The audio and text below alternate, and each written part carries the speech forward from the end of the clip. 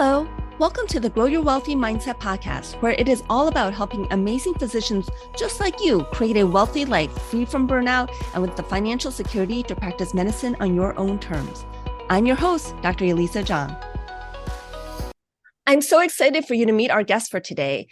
I have Karen Leitner, who's a primary care physician as well as a life coach. She helps women physicians feel better and happier in their lives by empowering them to overcome work-life overwhelm, imposter syndrome, parenting challenges, and all the other joy kills that's so common among women physicians. Karen, why don't you introduce yourself further? Thanks so much for having me. So yes, I am all those things. I am a life coach for women doctors. I'm a mom. I have 3 daughters and I live in the chilly Northeast. So I'm in Boston. I have a little dog that I hope you don't hear during this podcast. And I'm just so excited to be here. Thanks for having me. Yeah, thanks for coming. So Karen and I met when we were at the EWP retreat in Bora Bora this year, which we had a fantastic time at. EWP is Empowering Women Physicians, and it is the coaching group by Sunny Smith. Yeah, and that's the first time I paid for coaching and really got to experience. She has a program that lasts for several weeks where you have virtual coaching with a group of other physician women. Did you participate in her program? Or was this the first time you had done an event with her? This was the first time I've done an EWP event. I've been coached by Sunny when she guest coaches in other programs. So she coaches in leverage and growth accelerators. Yeah. And so I've been coached by her there. Yeah. So there were I think 75 women physicians all there in Bora Bora, which was so insane in this beautiful resort. And that's where I got to know you a little bit. Can I talk about why I decided to harass you to let me on your podcast? Sure. I just remember during one of the sessions you were being coached on the work that you do. And I was really struck by how passionate you are about helping serve and empower physicians to, I don't know if I'm going to say the language right, but just to become financially independent or to be less burdened by their financial stressors. And yeah, I just was like, I got to get on board. Like anyone who was as passionate as I am about helping physicians feel better. And for you, it's about money. I want to be a part of that because I think they need our help, right? Like so many of them are really in a hard place right now because of the pandemic and because of the way medicine is structured and because of COVID, everything. So that was it. I saw this fire in you and I was like, yes, we got to spread the message about how many things there are out there that can help. Yeah, no, it's so sad how many physicians have spent a lifetime career in medicine and then really don't have financially anything to show for it, such that they can't have a comfortable retirement. I've talked to physicians in their early 60s who have a net worth of under $1 million. And actually, there's a Medscape survey from 2019 that 24% of physicians over the age of 65 have less than $1 million of net worth, which typically means unless they have a pension they're not going to really be able to retire. If you have $1 million invested in a pure stock and bond portfolio, you're really looking at living on $40,000 a year. And if that is in a traditional 401k that you're withdrawing from, then you're still paying taxes on that money. Yeah, I'm hearing you say these words and I'm like, if you're a non-financial person like I am, your brain is like, I don't even know what half of that means, but that's really scary. So I just think I'm not going to think about it for the next 50 years is how my uncoached brain would probably have processed that. Because $1 million, right? If you just finished training and you already, you have, I don't know, $200,000 of loan debt, you're probably just $1 million sounds pretty good. And now here's this lady telling me it's not enough. Holy crap. And then usually what we do when we're scared or when we're reacting with those negative feelings is we just avoid. And so to anyone who's listening, don't hang up, like we say, or don't press stop or whatever, stay with us because the whole point is it doesn't have to be that hard for you to get out of this situation, but there's things you don't know that you need to know. And that's what we're here to talk about.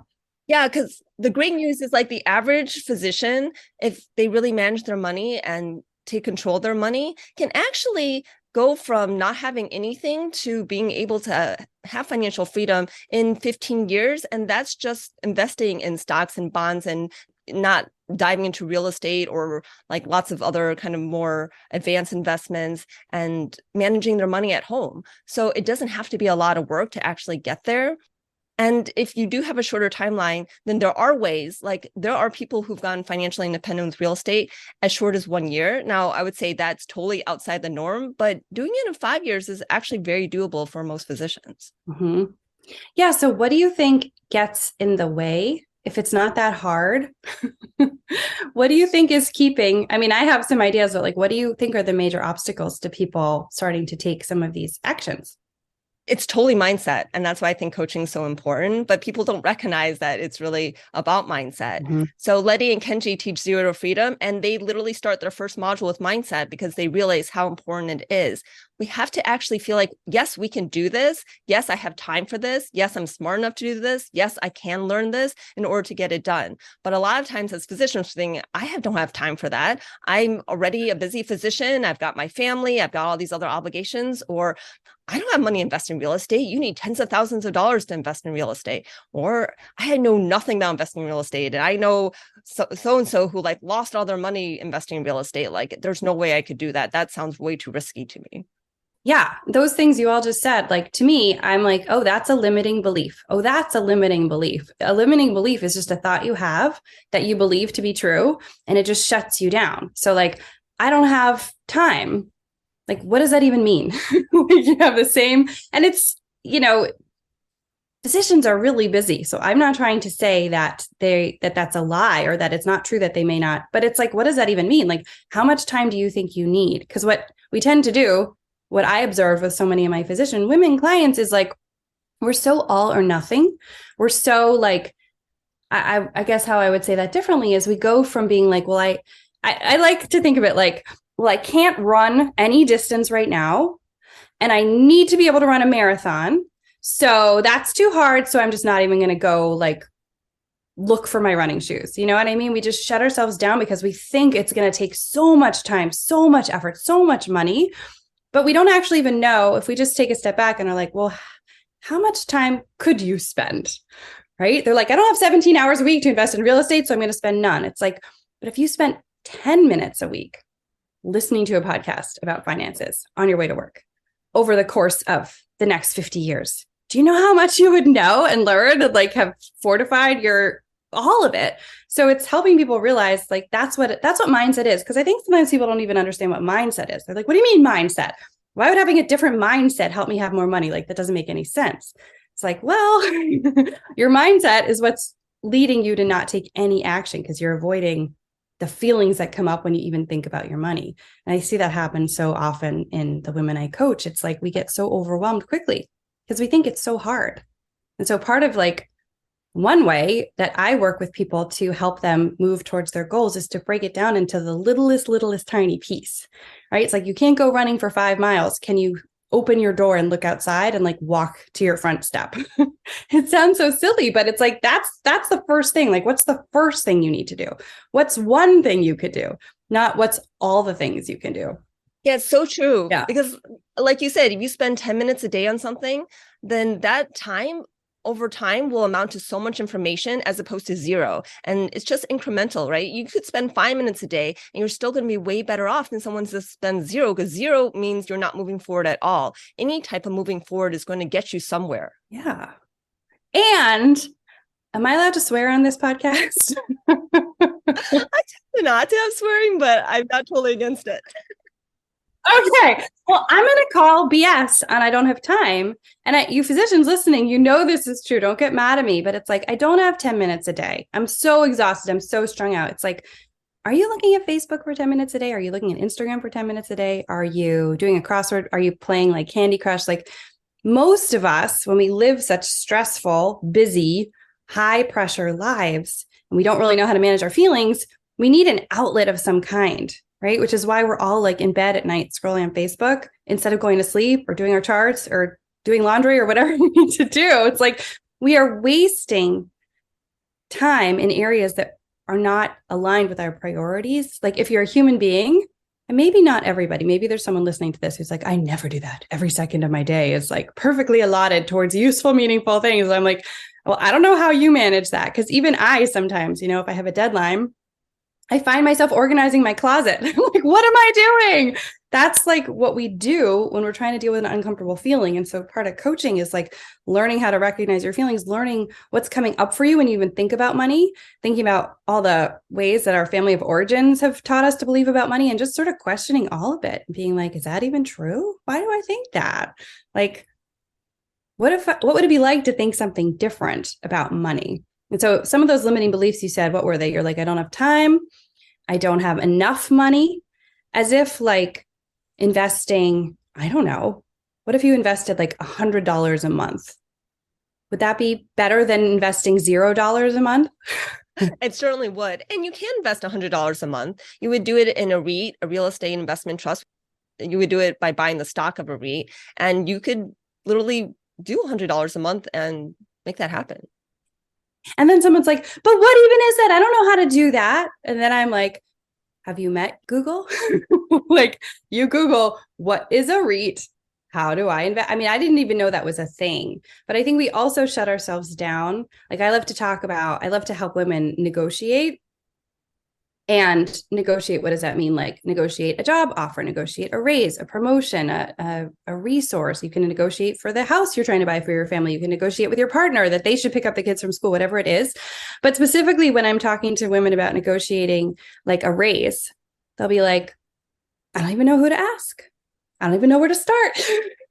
And we call that indulging in confusion. It sounds so believable. I wouldn't even know who to ask. It's like, well, why don't you just randomly pick one person? And if they're not the right person, keep going until you find the right person. You know, I feel like that's a mindset thing also. Our brains love to be like, I don't even know. I just don't know. But we're doctors. Like, we can figure stuff out. Oh no, you're not that. Totally fine.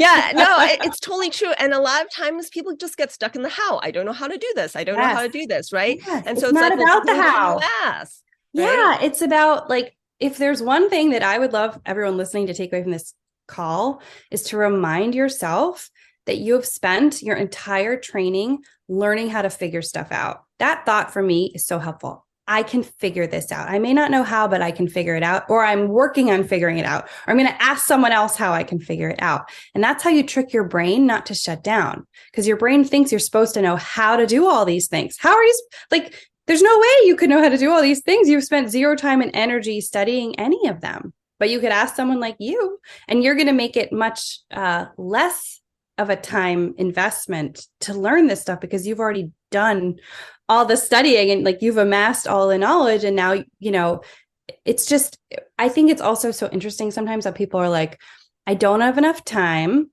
and I don't want to invest money in getting the help because I think I can just do it myself. But doing it yourself takes more time and ultimately costs you more money. Oh, for sure. And mistakes in real estate can cost a lot of money. So if you can take a course and learn something where you're going to avoid a mistake, it generally pays for the course easily itself. And there's so many more resources now than when I got started. I mean, right now you can take great courses online that really go step by step with how you need to do it. Whereas when I started, there were some online courses, but really it was mostly live courses, and you had to actually travel there and fly and pay for a hotel, and the courses are also just more expensive being live as well. Yeah. What comes up for me is like, I'm hearing you say all these things and I'm thinking like, how is Elisa's mindset different? Like, how did because so many of us just think like, oh, I wasn't born that way. Like, I wasn't born knowing about how to do money things, or I wasn't born having confidence, or I wasn't born, enjoying exercise. And it's like, none of these are genetically imprinted like skills. It's like you have to adopt a way of thinking, that someone who really is going to aspire towards financial independence is going to have, or a way of thinking that someone who doesn't have imposter syndrome is going to have. You don't have to be a different person. You just have to start thinking, how would someone who is like trying to build confidence about money, how would they think? Because when we just listen to the default thoughts in our own brains, we're like, I don't know how to do this. So I'm just wondering for you, right? Clearly, you early on had some thoughts about the importance of this, or about your ability to educate yourself about this, that drove you to keep seeking more information and like learning more and making investments and taking risks.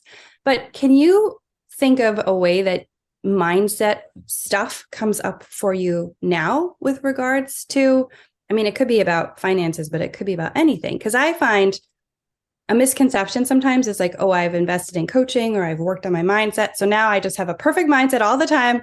And I never indulge in all the human drama. Like I was just saying about cleaning my closet when I know I should be doing something else. I was just curious, where's your humanity about this?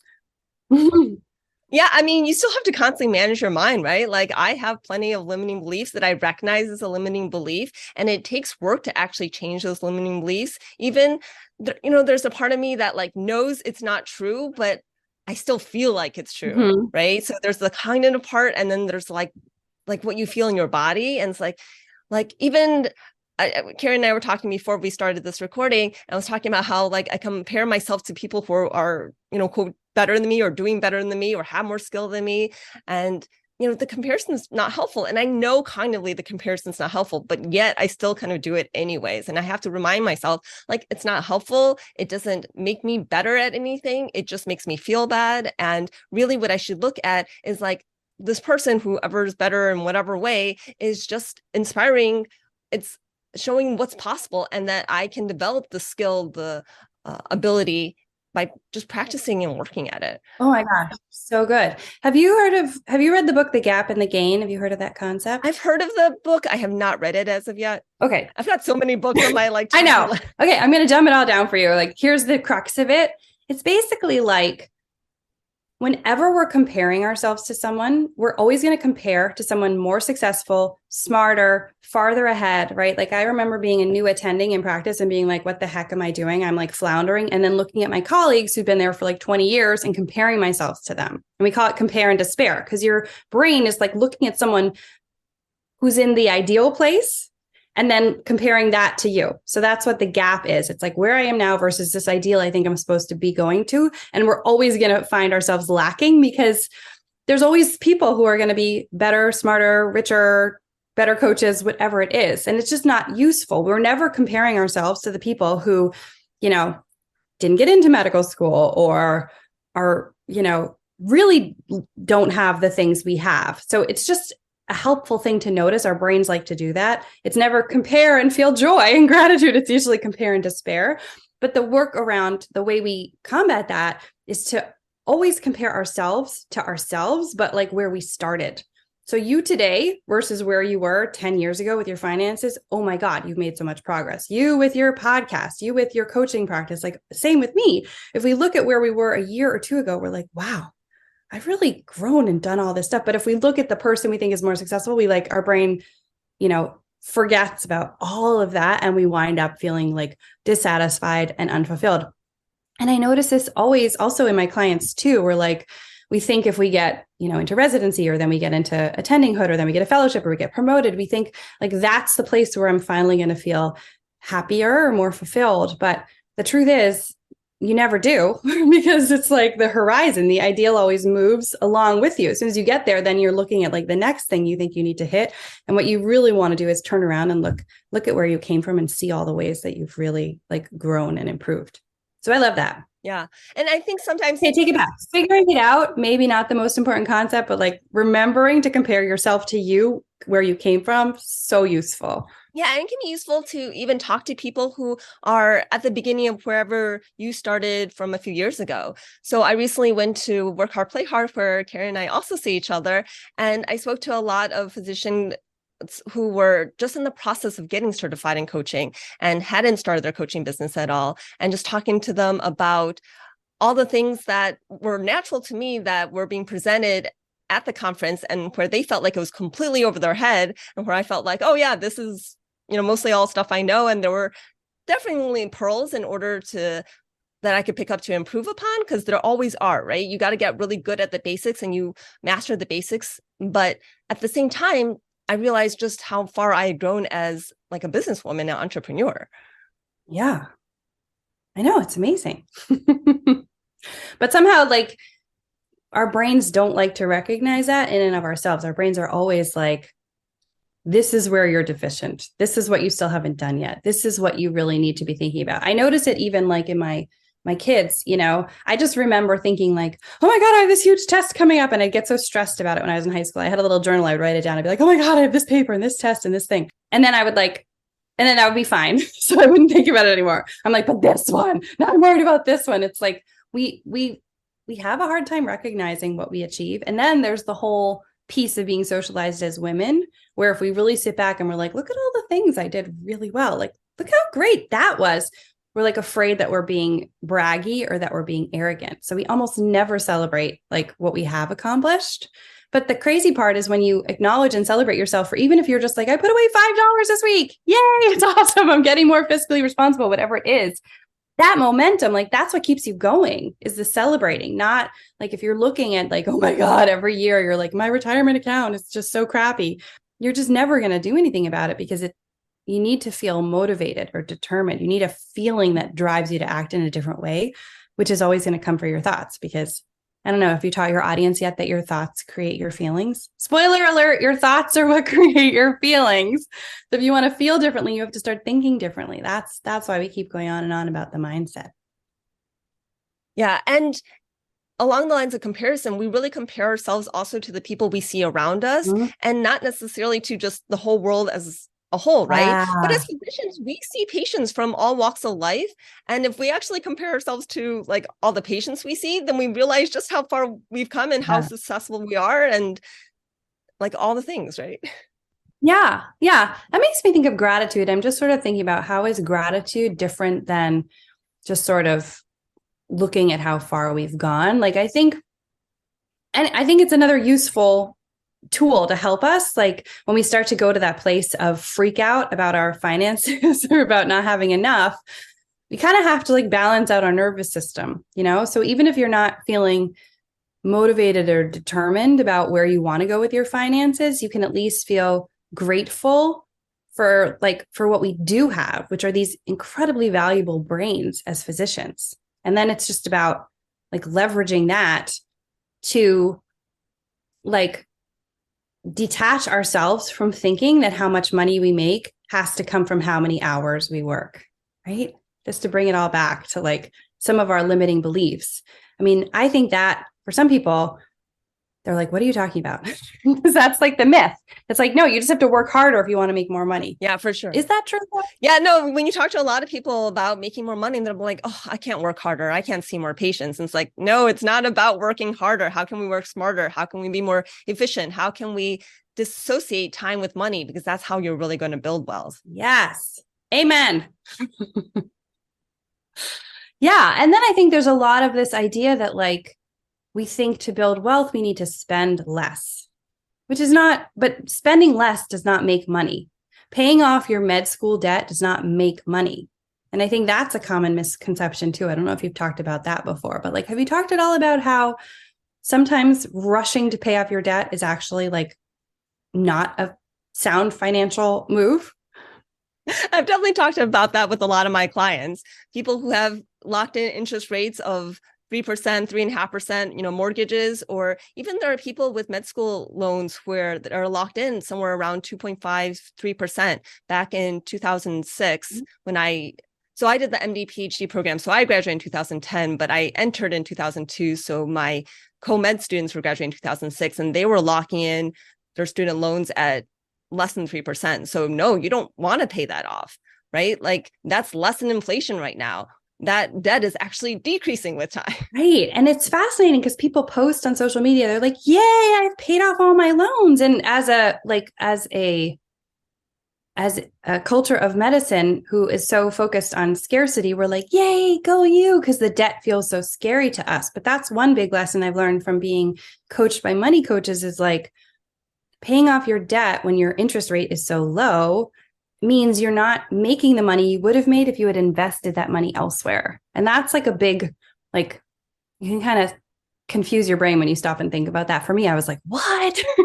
It's like, but a lot of the things that we just take for granted as being truth are not even true. So what are some of the other ones we've dispelled? So like getting rid of debt is not always like, debt is not bad. Debt is just debt. Sometimes you can like use debt to your advantage to actually make money. So it's like, what? And then we talked about tying how many hours you work to how much money you make. It doesn't have to be that way. Because you could can you give an example of that? Like have a stock that's going up overnight while you're sleeping, right? Have a course people can buy that's like recorded online while you're sleeping, right? Like what else? Owning real estate that you rent, making money while you're not working. So yeah, what are some other examples that you have? Well, and you can do it in many different ways. You can invest more passively through a syndication where someone else is really running everything and you've just put money in. You can do it through a long-term rental where you do own the property, but you could have a property manager who's really doing most of the legwork and you're paying for all that, but there's still positive cash flow on top of that. There's short-term rentals or vacation home rentals, and that also allows you to use the vacation rental for yourself. So there's a nice perk there. There's, like you mentioned, if you create a course and it's all videos and people can go online and pay for the course. And yes, you put in work to create the course, but once you've created it, then people can continue to purchase it. And there's no additional time necessarily other than marketing it so that people know to buy it, but it's not like you're constantly doing the course over and over again. Mm-hmm. Yeah. I think just from a mindset standpoint, sometimes in order to be able to make more money, you have to start by believing in the possibility. If you just are like, there's no way, and I have to work till I die, and I'm going to be poor in retirement, it's like, that's what you're going to create for yourself. But if you're like, I wonder if it's possible for me to make more money than I'm making right now at my current job, what would I have to do? Oh, okay, I'd have to go negotiate for this promotion, this role, this committee, this thing. And I'm going off on a tangent, but like with negotiation, it still starts from the belief that it's possible for you. And then you go after it versus so many of us are like, well, I just can't. There's nothing I can do. I asked one time, they said no. So see, it doesn't work. It's like you have to start by believing it might be possible. And then all of a sudden, all this opportunity opens up for you. Oh, maybe instead of like, if they don't want to promote me at work, maybe I will go to 80%, keep all my benefits, and take that 20% clinical time that I would have been running around being underpaid and decide to invest in a program to teach me expert witness work. And then I make, 3 times as much per hour as I do in my current job. Like we just start playing around with what could be possible. It's amazing what can come up for you when you start thinking in that way. Right. Like another way is, well, you see more patients and you're paid by RVUs or collections, that could bring in more money. But like, how can seeing more patients not be as much work and as much time? Well, maybe adding a scribe so that you're not really having to do all the charting. And a scribe, doesn't necessarily cost as much as a physician, right? Like your kind of pay per hour is going to be a lot more than the scribe pay per hour. And if you're increasing your pay per hour by see more patients, then that can pay for the scribe in itself. And even if you're in an institution where no one has scribes, if you can make the financial case to your institution, you may be able to get a scribe. And I actually do know a physician who did this. There were no scribes in her institution. She really went to them, was like, I really need a scribe, like really made the case for how it would affect her well-being. And I don't know if she made the financial case or, how she negotiated, but she got herself a scribe, and then people in her institution started getting scribes. So she wasn't the only one. Yeah. All these this is how we drive change. Yeah. Like even if we were like, okay, let's come up with 5 ways you can earn more money at your job without necessarily having to work harder. You're like scribe, right? So you're spending less time on notes. You're more efficient. You're seeing more patients. You're getting paid more. My thought was like group visits. If you're someone who sees lots of diabetics, if you're doing lots of weight loss, medical weight loss, if you're, I don't know. I mean, a surgeon's probably like, I can't do 10 appendectomies at the same time. Then we're like, oh, we're shutting our brain down again. But we're like, if you're a surgeon, you need to think about it differently. How could you find ways to decrease turnaround time in the OR? How could you work to like book several people so you can just go back and forth between your rooms and be more optimized? Whatever it is, you have to start with this belief, like, I think it's possible. How would I solve for that? Because our brains are designed to want to solve for that. And I was even, it's fun to think about these things. It's fun to brainstorm. I was thinking like, all right, what if group visits isn't an option? What if a scribe isn't an option? Sometimes when you're in, a field, you find yourself saying the same things over and over and over again to your patients, the same exact things. So then you think like, how could I do that more efficiently? How could I free up the first 5 minutes of the visit by sending out a questionnaire or having them fill it out in the waiting room before they even come in to see me, so I don't have to run through these same questions all the time? Or how do I train my patients? Or how do I devise like a video series that they can watch to teach them about this topic so that they're still getting great care, but it's outside of the exam visit time? Like this is how this is how you can get so excited about creating different results in your life. You have to start by getting out of the learned helplessness that we all got in our training that tells us there's nothing you can do. You have no power and no change and no flexibility and no autonomy, right? And we're like, I guess I can't change anything. It's like, no, you can change everything. First, you have to start by believing it's possible. Yeah. Yeah. And you're so right. Like, start thinking about, like, what do you do all the time repetitively that you could somehow get someone else to do or make a de facto way of doing it. So one thing I did was I made YouTube videos of the things that I keep saying to patients again and again. And so in the room with the patient, I'll kind of say some of it, but I'll say, like, okay, now watch this video for the full information, as well as patients don't remember everything that you tell them in clinic. So now they can watch this video over and over again, and they can actually see how to do it. You know, if I'm showing them a technique for like how to do eyelid scrubs, like just have a video for it so that they can actually see how it's done. Do you do it on yourself as you're like filming? Like, that could be dangerous. You need to be careful. Those are valuable eyes you have.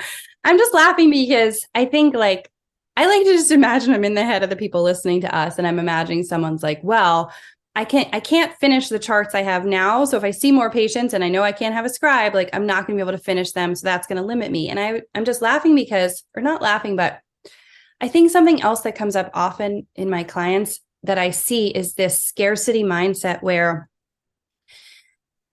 they don't want to invest. Like, scarcity mindset, meaning I don't have enough, and that's what's driving my decision making. So I don't have enough time to come to this session where I'm going to learn how to be more efficient with my time.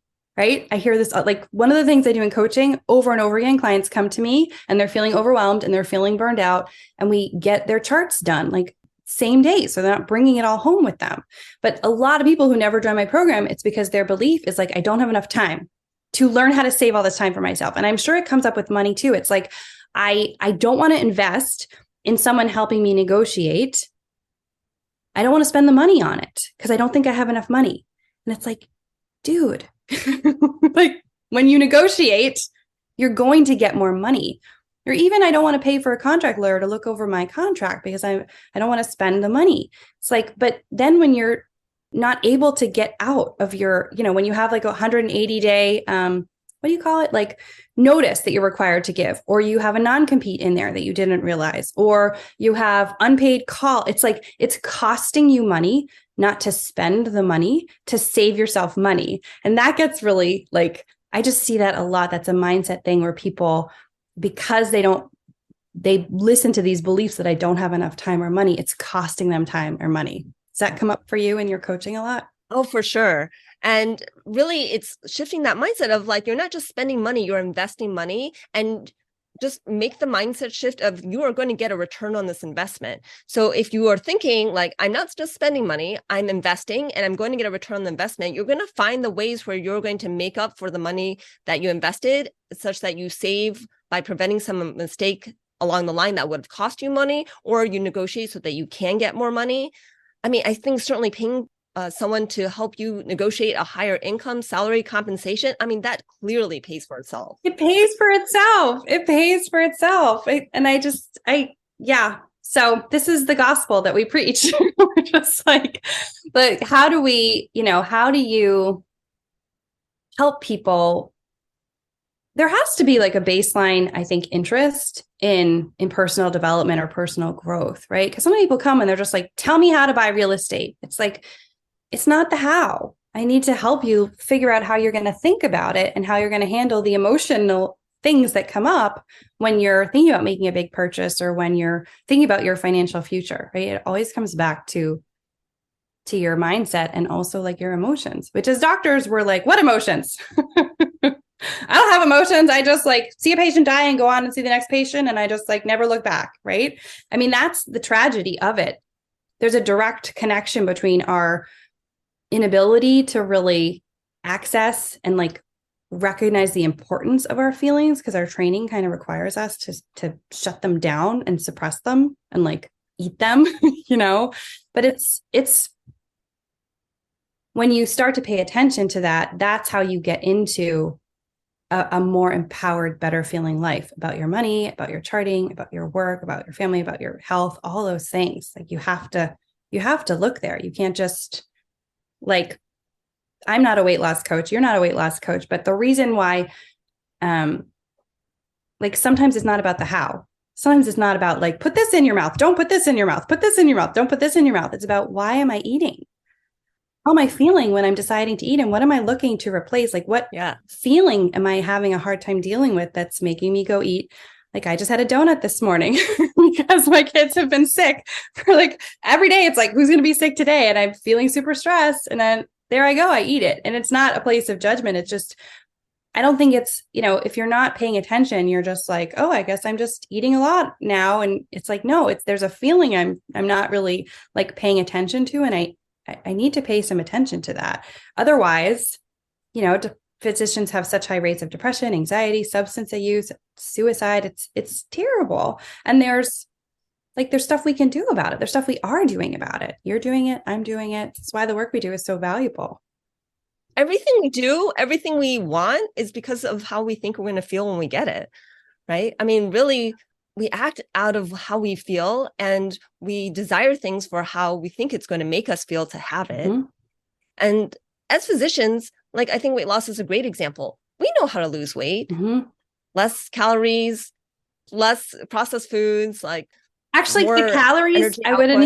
You need to read the obesity code, like that. We're not doing that anymore. Like, that's less important.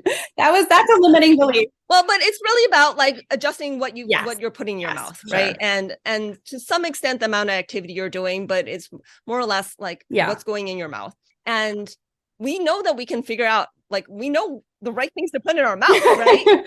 Here's how you lose weight: put less in your mouth. It's not the how. The how is easy. Every physician knows the how, but right. The real issue is like, why are we putting things in our mouth that we know that we, quote, shouldn't be, right? Like, why did we eat the donut this morning? To feel better. And if we're going to food to feel better, then we're going to be eating things that will likely cause us to gain weight. Yeah. And then when we want to lose weight and then we don't, then we judge ourselves, then we beat ourselves up. I mean, we haven't even talked about how much physicians do that, but we're so self-critical and so we judge ourselves so harshly, which actually gets in the way of like helping us reach our goals. Because we're just like, I can't believe I ate that donut, and like, I'm never going to lose weight, and I'm fat and horrible, and this is awful. And, we just like, so many of us have those kinds of thoughts floating around in there that we don't really even realize we have, that I call like, kind of like the mean attending voice in our head. It's like, that note you wrote is terrible. You're never going to get out of here on time. What's the matter with you? Everyone else has left and your charts are all still done. And you don't even know what the next line treatment is for that patient. And you should have done this better. And like that, I don't know if that shows up in the same way with your clients dealing with finance, but maybe, right? Like, you're so irresponsible with money, and how could you not have more? And you should have had so much more than this by now. That judgment like shuts us down. And the only way we're going to change our behavior is getting like curious and compassionate with how we think and talk to ourselves.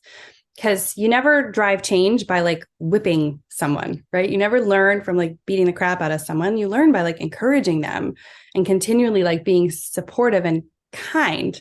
That's not, that is like, there's no woman who comes to me to coach who already knows and is good at practicing that self-kindness. That's something that we all really have to work on. Yeah, we all have judges, that inner voice that is judging and saying like, oh, you should have been better. Why aren't you smarter? All those things. And I really do think it applies to finance, especially because finance has its own language. And just like medicine has its own language, right? When we started as a first year medical student and we started hearing all the medical terminology, we didn't know what was going on. It took us years of education to learn it and be comfortable with it and use it so that now it's commonplace. Well, money's the same way. Money is very simple. And I mean, even the math behind money is generally just simple arithmetic, right? It's grade school math. But there's all this terminology and language behind money. So when we start hearing people talk about it, it sounds like a foreign language because in a way it really is. But we think we should know about it. So then we start judging ourselves for not knowing about it. So I hear all the time about physicians who talk to a financial advisor and they start, talking about whatever financial product that's complicated. And it's made complicated specifically to make you like not really know what's going on because they're selling to you for the commission. And we think like, oh, we're smart, like we're physicians, Yeah. like we don't want to look Yeah. stupid in front of this financial advisor. So we're just going to go along with it and buy what they're recommending because they're making it sound good. And unfortunately, that makes a lot of physicians end up with whole life insurance, which was inappropriate for them. Yeah. No, it's so funny that you mentioned that because we recently started working with a financial planner. And every single time we talk to her, at least 2 or 3 times, I'll just be like, I don't know what that is. I don't understand what you're saying. I don't know what you mean. I'm not embarrassed about it. That's not the problem for me because I can just be like, I have no idea. But then my brain, and my husband is in finance. So I'm just like, he can think about it. But then I go to like, this is so boring. I can't bear to listen to this anymore. It is so boring to me. I want to be anywhere but here. My brain just starts to do that. And part of me is like, this is really important. This is like my future, our trust and our estate and my kids and security. And my brain is like, but I'm so bored. This is so boring. It's so boring. And that's where I have to manage my mind. And I'm working on it. But I think it's just really interesting. Everyone has their own flavor. Some people might just be like you said, I don't want to look stupid. So I'm not even going to tell them I have no idea what they're talking about. And I'm just going to run and hide. Or I'm not even going to hire a financial planner because I'm worried what they're going to think about me when they realize how little I know. And the other thing, I don't know if you talk a lot about this, but like, again, I deal exclusively with physician women. And women aren't socialized to believe that we're supposed to be good with money. Like we're not. Oh, that's so true. Yeah. And it's societal and it's institutional. It was actually really hard won rights for women to actually be able to control money. Right. When a woman was married, like everything she owned now belonged to her husband. Yeah. And it wasn't until not that long ago where like a husband actually had to like disclose to his wife that he was getting a mortgage on a house that they like mutually owned. Yeah. And it's like, I know 1974 was when a woman could own a credit card without having her husband co-sign on it. It's like we historically were not seen as having a ton of intrinsic value beyond how much we helped or served others. We were the caretakers and that's how it translated into the helping professions. I mean, this is a whole other conversation we could have because what I notice coming up for some of my clients when I'm trying to encourage them to negotiate is women will say like, well, I'm not doing this for the money. I had a client say that to me recently. We figured out she's like an amazing subspecialist for a very sick patient population. And I had the data because I provide people MGMA data in my program to show that she was being paid at like the 5th percentile. So that means like 95 people doing the same work as her are getting paid more than her. And her answer was like, well, I didn't go into this for the money. And I was like, oh, that's an interesting way for you to think about it. What about equity? What about if we lined everyone up? How do you feel about the fact that 95 people doing what you're doing are getting paid more than you? And probably most of the ones at the very top are men. And if we don't negotiate, if we don't speak up and ask, we perpetuate that because at every level, we take the job without asking for more and someone else is asking for more because no one is ever making their best and final offer to you when they're trying to hire you. That would be like dumb. You always want to try. No, I mean, and a lot of women getting paid less is we negotiate less. We don't negotiate as hard. And then we don't go back and negotiate and ask for more. Yeah. Men are much more likely to negotiate harder Yep. when, going after compensation in a new job. And they're more likely to go ask for more along the way. When's the last time you asked for a raise at your work? Well, I'm self-employed. Sorry. Yeah, I don't mean like you, but I mean more the listener, right? I have such a good, oh yeah, totally. I mean, I have women who come to me and they're like, it never occurred to me that I could ask for a raise. I've been here for 10 years. I just thought, why would I do that? And I've had women say, like, I have, not to self-promote, but I believe in this so strongly. Like I really believe with a passion that teaching women the tools for negotiation is like what's going to move the needle for, I have 3 daughters. I don't want them to be part of the gender wage gap. So I have a ton of resources and knowledge about this. I don't know if that's something that you also talk about a lot on your podcast, but on my website, I have a talk I gave about negotiation and I just lost my train of thought. I just lost where I was even going. Where was I going? Get me back. Well, I was just thinking, I was like, actually, so I took a negotiation course back when I was in college. So I went to Caltech and they actually had these like 2 and 3 day courses that were for executives. So companies actually sent like their, people in order to get skills on certain things. And there was one in negotiation. So I took the one in negotiation and I can't remember. I don't think I was the only woman, but I mean, it was likely like 90% white men in this class, and most of them older. And yeah, like that just shows, like, I mean, companies weren't sending women to like learn about negotiation. They're sending men to learn about negotiation. Yeah. And I think like having done this work now for some time, I'm like shaking, flags. I'm like, hello, you're, women make 75 cents on the dollar for men. This is like fact in medicine. Like every year Medscape does their annual salary report and they're like, well, turns out still here. And I think, yeah. And I also want to say, like, even if you're like, oh no, that's not our institution, we're paid strictly on RVUs and everyone's the same RVUs. Right. But in those places, women tend to do 24% more unpaid work. Yeah. Oh, but not just that. I'm so glad you brought that up, because I do believe that there's this thing that happens in women's brains where they're like, but that doesn't apply to me. Like, I know it's out there, but it doesn't apply to me. And we believe that because we're good, trusting people. We're like, of course, people are going to pay me what I'm worth, until somehow we find out. And it's always the story. Like, I happen to find out that the guy next to me, who's junior to me, is making more than me. And then they get pissed. They get perturbed, Elisa.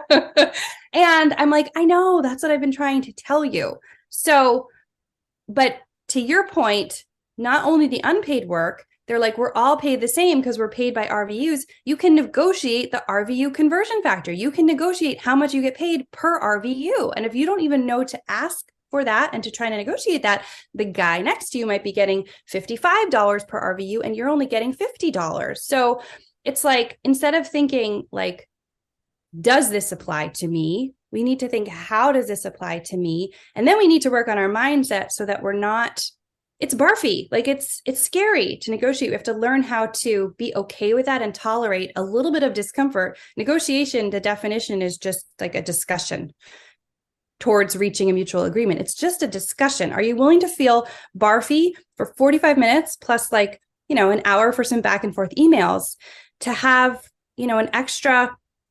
There's a statistic in the book, Women Don't Ask. There's two negotiation books. I'm just going to like pile it all on here and just send in the hook if you want me to stop talking about this stuff. But there's a book called Women Don't Ask by Babcock and Lechevre that's all about how men do ask and women don't ask. And this is part of why the gender wage gap exists. And then there's a book called Never Split the Difference by Chris Voss, who is a former FBI hostage negotiator. Such a good book. Amazing book. I love that book. So I lost my train of thought again. What the heck is going on? Like, where was I going with that? It's gone. I was talking about barfiness. Yeah. And I was just saying like, oh, for every $5,000 at your starting salary, if a man negotiates for $5,000 more than a woman over the course of a lifetime, that amounts to $500,000. That one negotiation. You can fact check me, look in that book. But you can imagine, like, if I start at 120 and he starts at 125, and then there's inflation every year and he goes up 3% and I go up 3%. And then when we negotiate for that promotion, he gets his raise bumped up to 150, but I get mine bumped up to 130. You can see how this would amount to that with interest and blah, blah, blah, financial terms that I don't know what they mean. Just one negotiation. So it's that, and it's discomfort now versus discomfort later. It's the same with the charts. It's like either you finish your chart now and it's a little bit uncomfortable because maybe you keep the patient waiting, but it takes you 5 minutes, or you leave it until you get home at the end of the night and it takes you 40 minutes because you don't remember half the stuff you talked about and you're so tired and your brain's in a fog and you have to go through all the decisions you already made. So it's like, if you can learn to manage discomfort, even in like the way you fail, like the more you practice failing, like the better you're going to get at something. Going back to finances, the more we're like, I don't want to make a bad investment. It's like, yeah, no, you should make some bad investments. You're probably going to. It's okay. Don't never invest because you're worried about that. Like, learn how to get better and keep going. Yeah. And I think the discomfort of saying no, and no is a complete sentence. You don't have to say no and start giving explanations of why you're not doing whatever you're being asked. If it's not a hell yes, then it's a no. Yeah. And that can be really important because actually women physicians tend to get asked to do a lot more things than men by like nurses or MAs or people in the office. I don't know if it's just because women are thought to be more approachable or more likely to do something, or that we do say yes much more often than men, that men are more comfortable saying no. But this just gets added to the work that we do that's not compensated typically in the office. And then again, on your point on failure, like looking at failure differently. right? Like failing forward and not looking necessarily as failure, but a lesson learned and just gathering more information. And even going back to the marathon example that we talked about quite a while ago, like, if you decide that you're going to start training for a marathon and you go out and run 3 miles, well, you didn't run 26.2 miles. So you failed that day, right? You didn't run a marathon. But no, you're like working yourself up. You're building it up. You run 3 miles, then you run 4, then you run 5. And then eventually you're going to get to that 26.2. Mm-hmm. Yep. And eventually you're going to have like $10 million in your retirement account, and you're going to be able to just be okay and not worry so much. Same thing. Yeah. And it really, when it comes to money, it's the same thing. It's like you learn bit by bit. You start with bit by bit. You invest a little, then you get more confident. You start investing more. And then, eventually you get to the end point. And it's not going to be overnight. But if you don't start, it's never going to be. Mm-hmm. Yeah. So what's the one next thing you need to do? Just focus on that. Just like the very next thing. Eyes on the prize. And I don't know what thoughts you have about how people can overcome the boredom, because I do get that finances is boring. They don't want to learn about it. They can't get themselves to actually learn about it because it's boring. So it's funny, but I don't think the solution is overcoming the boredom. I think the solution is being like, yeah, you're bored. It's fine. Pay attention. It's kind of like your kid in the lima beans. They're like, I don't like vegetables. I don't want to eat them. It's like, yeah, you're not going to want to eat them. You're going to eat them anyway. This just came up for me recently where I was like, I signed up to go to a personal trainer with a friend of mine, and my brain kept being like, I really don't want to go. It's not going to be fun. And it's going to suck. And I hate exercise. And I was like, okay, we're going, because you want that future result. Like future me wants me to pay attention during these phone calls, regardless of if I'm bored or not. So it's sort of, instead of becoming swallowed by that feeling of discomfort or boredom or whatever it is, you just allow it to be there. You're like, I see it. This is the part of being a human where sometimes stuff is boring. Doesn't mean anything's gone wrong. Let's go. Yeah. And as physicians, like we've had to learn things that we thought was boring, right? Like we went through all of medical school. There were definitely things that we thought were boring. Learning the Krebs cycle is not interesting. Oh, you didn't love that? I love it. No, I'm just kidding. I think I was absent that day. Yeah, it's true. Like in life isn't always going to be like a thrilling ride. If you are expecting it to be fun when you go to look at your finances, like, we can think about, why are you even expecting things to be fun all the time? Like sometimes they're just not. That's okay. Schedule fun after. Be like, all right, if I get through this call and I pay attention, then I can go do something fun. Right. Reward yourself. Like set a reward for doing the hard thing. So wind us down. Where do you want to go from here? What do you want your listeners to know? Well, I think we had so many great pearls during this conversation, and thanks so much for coming on. Why don't you just let our listeners know how they can find you, how they can learn more about you if they want to work with you? Sure. They can find me at www.KarenLeitnerMD. It's LEITNER.com. I have a program called How to Feel Better for Women Physicians, and I'd love anyone to come learn how to do this work with me. And that's it. Great. Thanks so much. I'll put that information in the show notes. And again, thanks so much for coming on. Yeah, it was great being here. Thank you. All right. And thanks for listening to the Grow Your Wealthy Mindset podcast. If you enjoyed this episode, I would love it if you could share it with your friends and colleagues. And now for the disclaimer. I am not a certified financial planner, accountant, or attorney, and nothing I say should be construed as professional investment, tax, or legal advice. This show is primarily for your education and entertainment.